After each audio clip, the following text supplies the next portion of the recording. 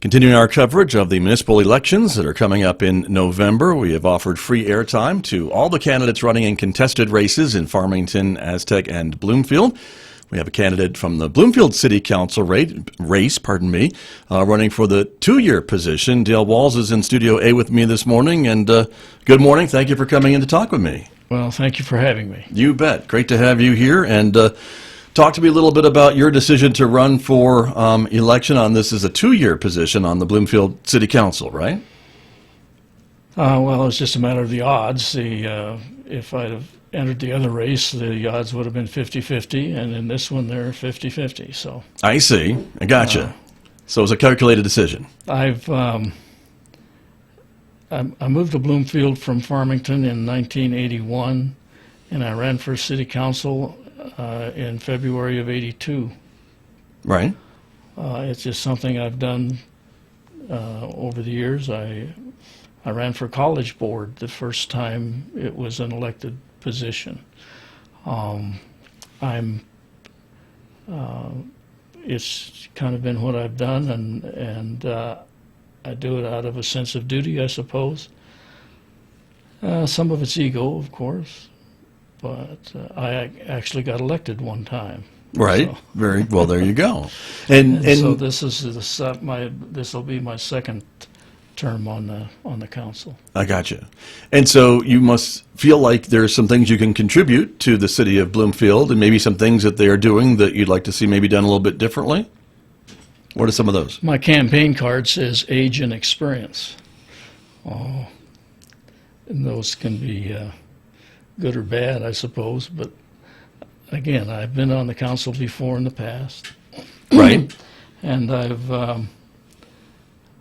I've aged some. I served back in the 90s, the late 90s. I served for 2 years. And I didn't like the way they did anything, but I've grown since then, and I realized that very few things are ideal. And you have to deal with what's real. I understand. And so if you had to pick your battles, I guess, are there a couple, two that come to mind that that you'd like to maybe talk about? We're going to be coming up with regulations and such to deal with the legalized marijuana. That's right. And those sales.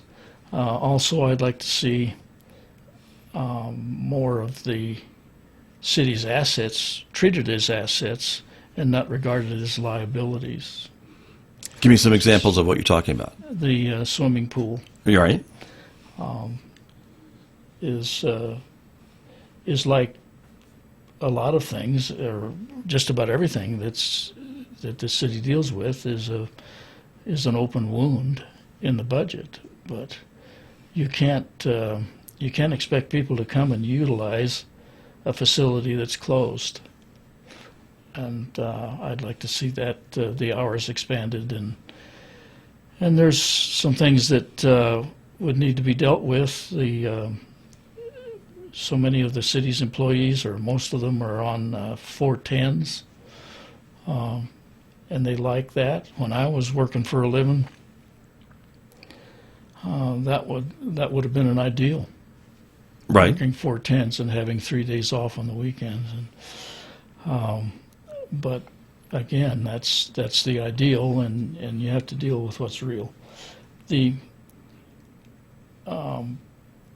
going to 4/8 or 5/8 rather would affect some people, and there would be some that wouldn't like it. There are others that would welcome it. The county has both. Right. They have some on 410s and many on 5/8. So I think we could work that out as well. I see. Understood. And talk to me a little bit about, you mentioned the pool, which is a big expense for the city. Also, don't they run it in partnership with the school district? It's kind of a cooperative effort, right? Well, depends on who you ask. Cooperation, yes.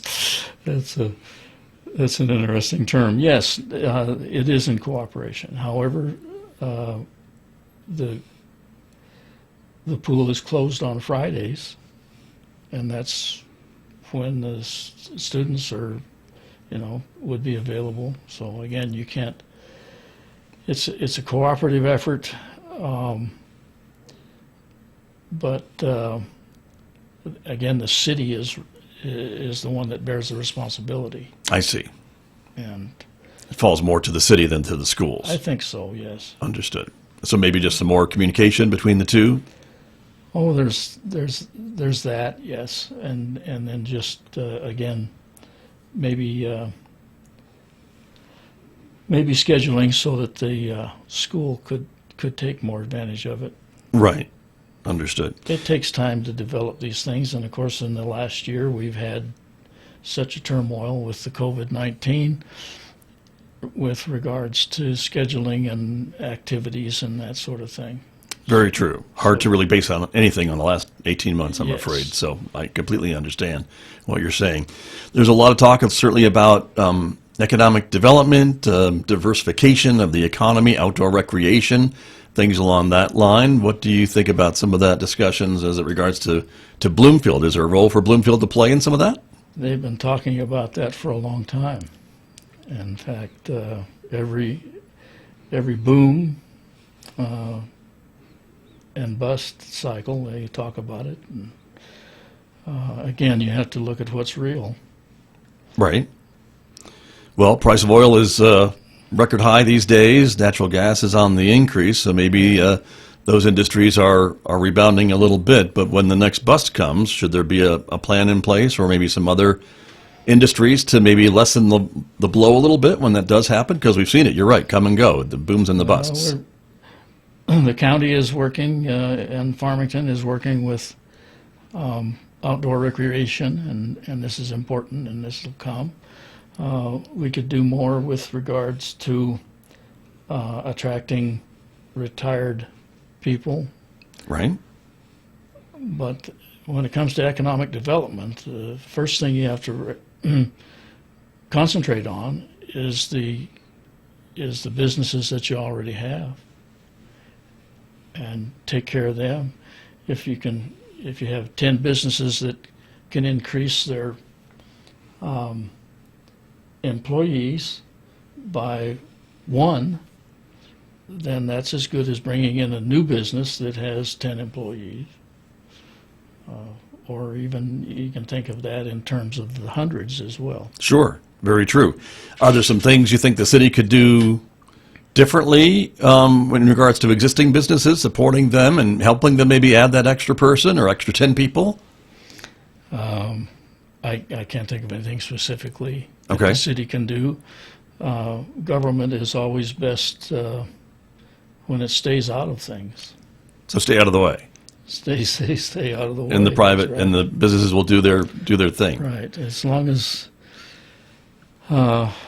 they're paying gross receipts tax, then the city is getting what they should, and they should stay out of the way. Right. Understood. We just have a couple of minutes remaining this morning. And talk to me. Is there any other things that you want the voters to know about where you stand on certain issues, or what differentiates you from your opponent, or anything like that? Well, the local elections, of course, are nonpartisan. That's right. Until you get to the county level.